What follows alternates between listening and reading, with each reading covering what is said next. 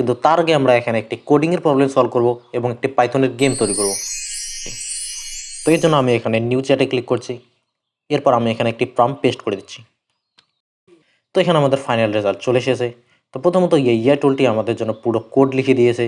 এরপর আমাদের এখানে ইমপ্লিমেন্টেশন স্টেপ দিয়েছে। তারপর এখানে আমরা কীভাবে গেমটিকে রান করব তার স্টেপগুলি দেখিয়েছে। তারপর আমাদের গেম কন্ট্রোল এবং কিছু ফিচার্সও দিয়ে দিয়েছে। তো চলুন এখন দেখা যাক কীভাবে আমরা এই কোডটিকে রান করতে পারি এবং কীভাবে আমরা এই গেমটিকে খেলতে পারি। তো এবার আমি এই কোডটিকে কপি করে নিচ্ছি। তো এর জন্য আপনারা এখানে কপি বাটন দেখতে পাবেন, তো এখানে ক্লিক করবেন। এবার আমি আমার আগের কোডটিকে ডিলিট করে এটাকে পেস্ট করে দিচ্ছি।